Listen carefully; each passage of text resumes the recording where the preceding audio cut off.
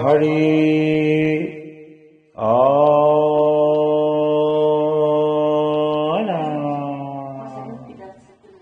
Simanta Hankara Hare Bhakatara Janajen Kalpo Toru Tahanto Binai Nai Nai Nai Amaro Paramo Guru Ram Amaro Paramo Guru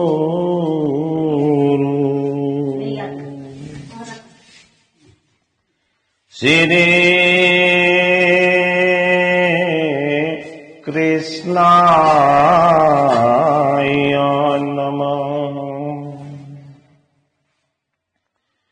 Shri Krishnaya Vasudevaya Devaki Nandanaya Sananda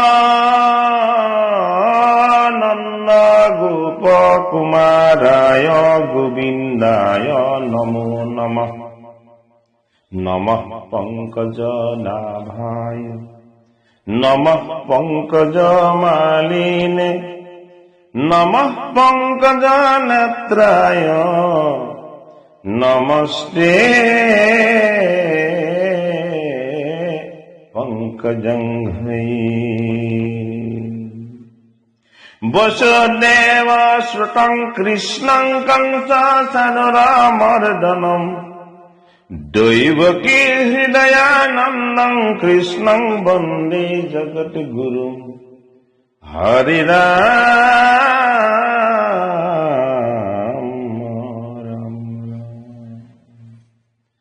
Mukam Guruti Vasanglang Pangulangayate Girim Yet Kipatamahang Bande Paramananda Madhavam Hari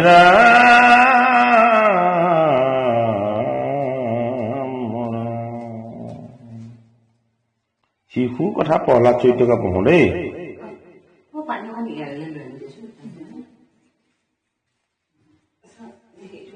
Prahlad চৰিত্ৰৰ প্ৰথম কীৰ্তন ও ৰাম মুৰাৰী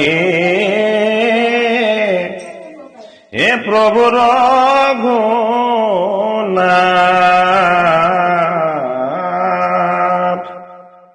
হে কৃষ্ণ কপ নামো Damayamat He Rama Murari Prabhu Raghunath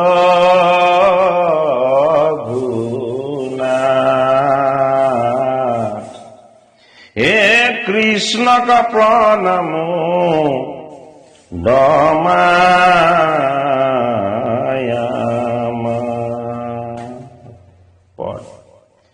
হে বুলন্ত ফুকে শুনা পৰীক্ষিত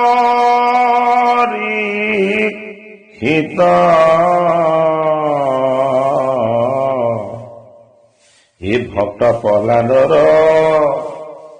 কহো চৰিত ও যুধিষ্ঠিৰ আগে নাৰ দেখোলা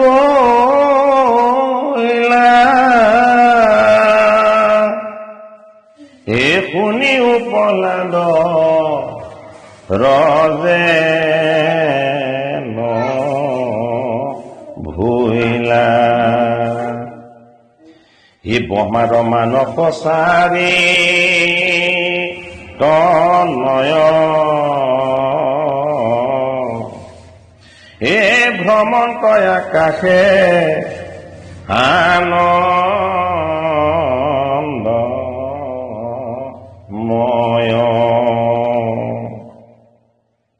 হে পাঞ্চবৰিশৰ শিশু সংকাশ,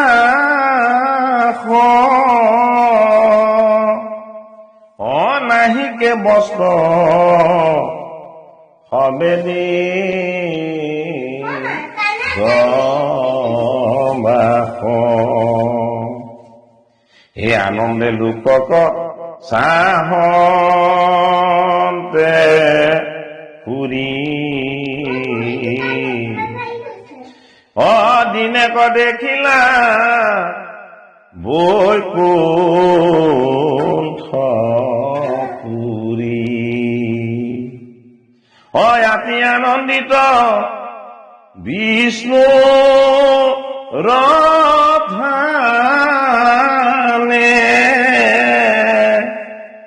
হে সবে চতুৰ্ভুজ পুৰুষ মানে। এ যতে কৰমণি লক্ষ্মী প্ৰত্যেক, এ কল্পতৰু সম বৃক্ষ যতে ক। অ বৈমানিক গণ পৰ মৰঙে, অ হাতত তাল নাৰীগণ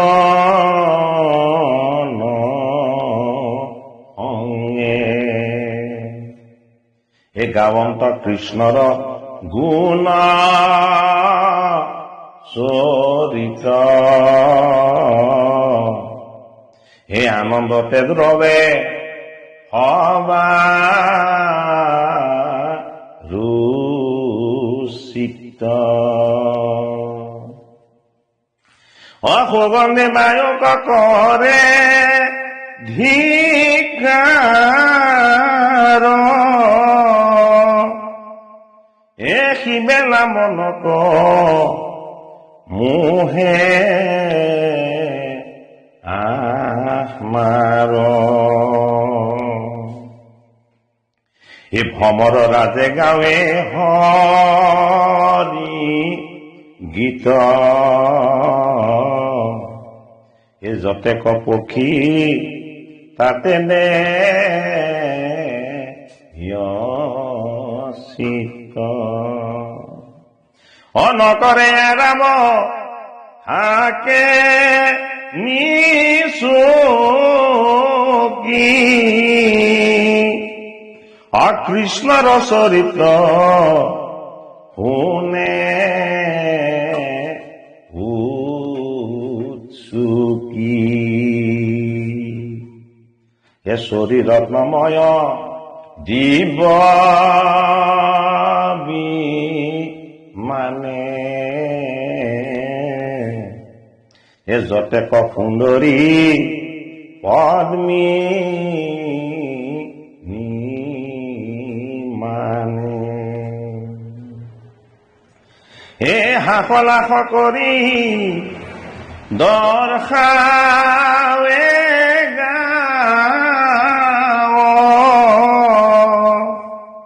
হে বৈষ্ণৱ জনৰ নূপ যে ভাব। এ হৰিৰ গৃহে মহালক্ষ্মী মাৱে, এ হাত ফুৰাই পদ্ম ভ্ৰম পাৱে। অ দেখিয়া স্ফটিক বাৰ ৰগুণী, অমাৰ যে গৃহ যেন লক্ষ্মী আপুনি। গোবিন্দৰ গুণ চৰি চিত্ৰ বাজে শুনে কাম্য কথা যিটো নীলাজে বৈকুণ্ঠে নাযায় সিটো ভাই শুন কুকথায়ে হৰে সমস্তে পুণ্য তমু নৰকে হৱে চিৰ বাস আপুনি চিন্তে আপোনাৰ নাশ দেৱৰ বাঞ্ছনী মনুষ্য জন্ম উপজে আত যত জ্ঞান ধৰ্ম নকৰে কীৰ্তন ইহাক পায়া জানিবা তা কলং ঘেব্ৰী স্নো মায়া হেন জানি আন আলা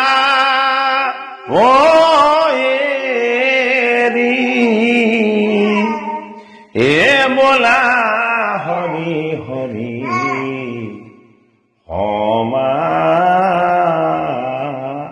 যে বিৰি হৰি হৰি হৰি হৰি ৰাম প্ৰহ্লাদ চৰিত্ৰ এই কীৰ্তন কেইটাৰ যোগেদি ভগৱন্তৰ ভক্তিৰ চৰিত্ৰটো দেখিব বিচাৰিছে। প্ৰহ্লাদ মানে কি? প্ৰ মানে পোহৰ ভক্তি, হ্লাদ মানে আনন্দ। ভক্তিৰ আনন্দটো যিজনে হৃদয়েৰে অনুভৱ কৰি গোটেই জগতখনক বিষ্ণুময় দৰ্শন কৰি থাকে সেইজন প্ৰহ্লাদ। এই কথাখিনি বুলন্তে সুখে শুনা পৰীক্ষিত ভক্ত প্ৰহ্লাদৰ কহু চৰিত্ৰ। গংগাৰ পৰা শুকমুনিয়ে পৰীক্ষিত কৰি আছে। যুধিষ্ঠিৰৰ আগে নাৰদে কৈলা, শুনিও প্ৰহ্লাদৰ যেন কৈলা। এই কথাখিনি যুধিষ্ঠিৰৰ আগত দেৱঋষি নাৰদে কৈ আছে। কি বুলি কৈ আছিলে? যে ধৰ্মৰাজ, তুমি মৰ্ত্যৰ মানৱ হৈ যে জন্ম লবলৈ পালা, এইটো তোমাৰ পৰম ভাগ্য। তাতকৈও ডাঙৰ ভাগ্য তুমি যে সদায় ধৰ্মত থাকিলা, তুমি যে কোনোদিন অন্যায় আৰু অধৰ্মৰ ফালে নগলা, তুমি পুণ্যাত্মা। তোমাৰ দৰে নৰতনু এটা লাভ কৰিবলৈ দেৱতাইও বাঞ্ছা কৰে। কি হল এতিয়া কথাটো কৈছে যে তুমিতো দেহধাৰী মানৱ ৰূপ, কিন্তু ব্ৰহ্মাৰ 4জন পুত্ৰ আছিলে, তেওঁলোক উদ্ধৰ এটা। তেওঁলোকৰ দেহ আছিলে যদিও দেহ নথকাৰ নিচিনা, তেওঁলোকে আকাশত ভ্ৰমণ কৰি আছে। এই 4জন মানৱ পুত্ৰৰ 4 তনয় ভ্ৰমণতে আকাশে আনন্দ হয়। সেইকেইজনে আকাশতে আনন্দ মনেৰে ভ্ৰমণ কৰি থাকিব পাৰে। তেওঁলোকৰ দেহটো কি? তেওঁলোকৰ দেহটো আকাৰবিহীন, নিৰাকাৰ। সনক, সনন্দ, সনাতন আৰু সনত কুমাৰ। 5 বৰিষ শিশু সংকাক মাহিতে বস্ত্ৰ হবে দিগবা। তেওঁলোক কেনেকুৱা? যদিও তেওঁলোকৰ বয়স বহুত হৈ গৈছে, তেওঁলোক সদায় 5 বয়সৰ শিশু নিচিনা দিগবা, উলংবা। তেওঁলোকে বস্ত্ৰ পৰিধান নকৰে। কিয় বস্ত্ৰ পৰিধান নকৰে? তেওঁলোকৰ দৃষ্টিত মায়া নাই। যাৰ দৃষ্টিত মায়া আছে তাকহে বস্ত্ৰ লাগে। যিজনৰ দৃষ্টিত পুৰুষ প্ৰকৃতিৰ ভেদ নাই, সকলোকে ব্ৰহ্মময় দৰ্শন কৰে, যাৰ দৃষ্টিত মায়া নাই, সেইটো কাৰণে তেওঁলোক কি? তেওঁলোকে নিজে বস্ত্ৰক স্বীকাৰেই নকৰে। সেইটো কাৰণে তেওঁলোক দিগবা, হয়নে? আনন্দে লোকক চাহন্তে ফুৰি দিনেকৈ দেখিলে বৈকুণ্ঠপুৰী। এই আকাশত তেওঁলোকে আনন্দেৰে হৰিৰ গুণ কীৰ্তন কৰি ঘূৰি ফুৰে, আৰু এদিন তেওঁলোকে বৈকুণ্ঠ ধাম দৰ্শন কৰিবলৈ গৈছিল। অতি আনন্দিত বিষ্ণুৰ থানে সবে চতুৰ্ভুজ পুৰুষ সমান। বৈকুণ্ঠলৈ গৈ তেওঁলোকে দেখিছে যে এই বিষ্ণুৰ থানত সকলোৰে 4 হস্ত, সকলোৰে চতুৰ্ভুজ, সকলোৱে চতুৰ্ভুজ ধাৰণ কৰি তাত যিসকল নাৰী আছে, নাৰীসকলো কাৰ দৰে? লক্ষ্মীৰ দৰে। লক্ষ্মী শব্দটো তত্ত্বগত অৰ্থ কি? কমলা এটা লক্ষ্মী নাম, যি প্ৰকৃতিৰূপী নাৰীৰ ৰূপ লৈও মনত কোনোদিন কামনা নাৰাখে। কামনা শূন্যগৰাকীক লক্ষ্মী বুলি কোৱা হয়, নিষ্কাম। সেইটো কাৰণে কল্পতৰুসমূহ বৃক্ষ যাতে কৰে, তাত যিবিলাক বৃক্ষ আছে সকলো কল্পবৃক্ষ সদৃশ। কল্পবৃক্ষ মানে কি? কল্পবৃক্ষ মানে কলগছ নহয়, আচলতে ভাগৱত নহয়। কল্পটো মানে যাৰ যিজোপা গছৰ পৰা যি বিচাৰে তাকে পায়। নহয়, কল্পৰ সেইটো সেই বৃক্ষজোপা হ'ল ভাগৱত। কল্পবৃক্ষ মানে হ'ল ভাগৱত, কল্পতৰু। সেইটো কাৰণে বৈকুণ্ঠৰ কল্পতৰু ভাগৱতৰ শাস্ত্ৰ বুলি কৈছে নহয়। ভাগৱত শাস্ত্ৰই সমস্তখিনি দান কৰে। কেনেকে দান কৰে? যি ভগৱানক ভকতি কৰি একো নিবিচাৰে, বিচাৰিলে নিদিয়ে। সেইটো কাৰণে ভগৱানৰ ভকতিটো নিষ্কাম ভকতি। সেইটো কাৰণে তাত থকা নাৰীসকল লক্ষ্মী সদৃশ, তেওঁলোকৰ মনত কোনো কামনা নাই। তাত থকা পুৰুষসকলৰ মনত কোনো কামনা নাথাকে। কিয় নাথাকে? তেওঁলোক সকলো চতুৰ্ভুজ। তেওঁলোকে গুৰুক ভজে, দেৱক উপাসনা কৰে, নিৰ্গুণ নামৰ তত্ত্ব হৃদয়ংগম কৰে আৰু নিজে ব্ৰহ্মময় হৈ ভকতৰ লগত থাকি যায়। গাৱন্ত কৃষ্ণৰ গুণচৰিত্ৰ আনন্দৰ বাবে সমানুচিত। সকলোৱে তাক কেৱল কৃষ্ণৰ গুণলীলা কীৰ্তন কৰে।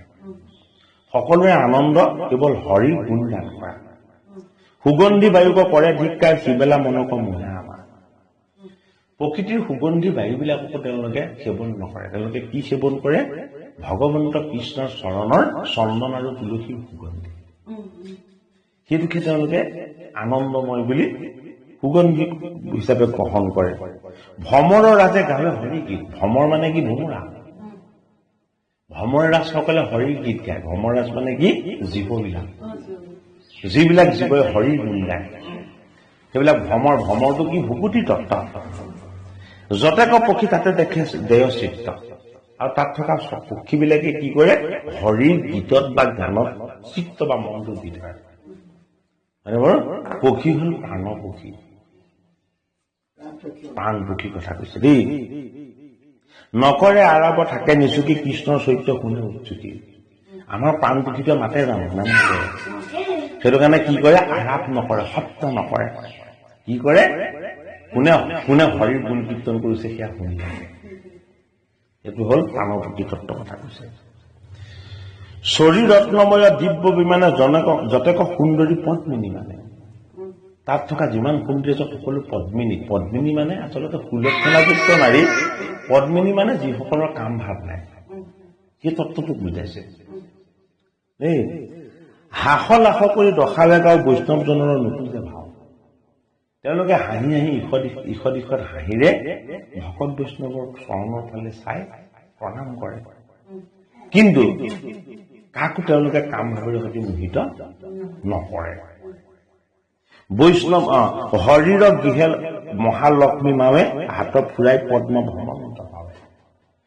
হৰিৰ গৃহত লক্ষ্মী মাতাই নিজেই পদুম ফুলেৰে সৈতে হৰিৰ চৰণ স্পৰ্শ কৰি থাকে। তেওঁৰ চৰণখনক উপাসনা কৰি থাকে। দেখিয়া স্ফটিক 12 গুণে মাৰ্য গৃহজনৰ লক্ষ্মী আপুনি। ফটিকৰ দৰে স্বচ্ছ নিকা এই হৰিৰ মন্দিৰত এনেকুৱা লাগে যেন স্বয়ং লক্ষ্মী ভগৱন্তৰ সেই পবিত্ৰ স্থানখন মচি আছে। গোবিন্দৰ গুণ চৰিত্ৰ বাজে শুনে গ্ৰাম্য কথা যিটো নীলাজে। গুৰুজনৰ ঈশ্বৰৰ গুণ গান আৰু গীতৰ বাহিৰে যিজন নীলাজে গ্ৰাম্য কথা শুনে, বৈকুণ্ঠ নত নাযায়, সেইটো ভাগ্যপূৰ্ণ। সেই জীৱ কেতিয়াও বৈকুণ্ঠলৈ যাব নোৱাৰে। কিয়? সেই জীৱ ভাগ্যপূৰ্ণ। কুকথাই হৰে সমস্ত পুণ্য। এই গ্ৰাম্য কথা কথাবিলাকে তেওঁলোকৰ যিবিলাক অৰ্জিত পুণ্য আছিলে সকলোবিলাক ক্ষয় কৰি পেলায়। তমু নৰকে হৈ চিৰবাস। তমু মানে কি? যিটো তমু গুণ, ফটককে খং উঠা, অসন্তোষ স্বভাৱ, ৰাগ দেশ জেদ ভাৱ, এইবিলাক তমু গুণ। অৰ্থাৎ গ্ৰাম্য কথা বা পৰৰ কথা চৰ্চা কৰাটো তাৰ পৰা পাপ উৎপত্তি হয় এইবিলাকে তমগুণৰ ফালে নিয়ে সেইটো কাৰণে কি বুলি কৈছে তমু নৰকে হলে চিৰবাস এখন নৰক আছে সেই তমুখে নৰকখনৰ নাম তমুময় নৰক তামসিক মানে সেই তমু নৰকত তেওঁলোকৰ সদায় বাস কৰিব লগা হয় আপুনি চিন্তা আপোনাৰ বেয়া গুণবিলাকৰ যোগেদি তেওঁলোকে নাজানে যে তেওঁলোকে নিজে নিজৰ বিনাশকে মাতি আছে দেৱৰো বাঞ্ছনি মনুষ্য জন্ম দেৱতাসকলেও বাঞ্ছা কৰি এই পুণ্যময় মনুষ্য জীৱনটো উপজে আতযত জ্ঞানৰ ধৰ্ম এই মনুষ্য জীৱন লাভ কৰিব পাৰিলে ইয়াতে জ্ঞান আহৰণ কৰিব পৰা যায় আৰু ইয়াতে ধৰ্ম সাধনা কৰিব পৰা যায় নকৰে কীৰ্তন ইহাক পায় জানিবা তাক লংঘে বিষ্ণু মায়া এই নৰতনো পায় মনুষ্য জনম পায় যিজনে হৰিৰ গুণ কীৰ্তন নকৰিলে সিজনক ভগৱান বিষ্ণুৰ নৱবিধ মায়া আছে এই বেয়া মায়াবিলাকে তেওঁৰ মনটোক মোহিত কৰি ৰাখি থয় যিটো কাৰণত তেওঁ আকৌ পাপৰ জুলিলৈ যাব লাগিব নৰকগামী হ'ব লাগিব হেন জানি আন আলাপ কৰিব সেইটো কাৰণে অন্য গ্ৰাম্য আলাপবিলাক ত্যাগ কৰা নিজৰ কৰ্তব্য ভালদৰে সম্পাদন কৰা বোলা হৰি হৰি সমাধি কৰি প্ৰত্যেকজনে হৰিৰ গুণগান ঘোষণা কৰা এতিয়া প্ৰথম ভাগ প্ৰহ্লাদ চৰিত্ৰৰ কীৰ্তনে প্ৰহ্লাদ হ'ল ভকুতিৰ চৰিত্ৰ তেনে ভাগৱতৰ সপ্তম স্কন্ধত আছে প্ৰহ্লাদ চৰিত্ৰৰ যোগেদি প্ৰহ্লাদে দৈত্য শিশুসকলকো ভকুতি জ্ঞান দিছে আৰু দৈত্য শিশুসকলক আৰু সেয়াই নহয় ভগৱন্ত নৰসিংহ প্ৰভুক তেওঁ স্তুতি কৰি তেওঁ ক্ৰোধৰ পৰা নিবৃত্তি লাভ কৰিছে ক্ৰোধৰূপৰ পৰা তেওঁ শান্ত মূৰ্তিলৈ আহিছে এতিয়া প্ৰহ্লাদ চৰিত্ৰ মানে আমাৰ জীৱন চৰিত্ৰটো যাতে ভকুতিৰ চৰিত্ৰ হয় সেই অৰ্থত বিশ্বাস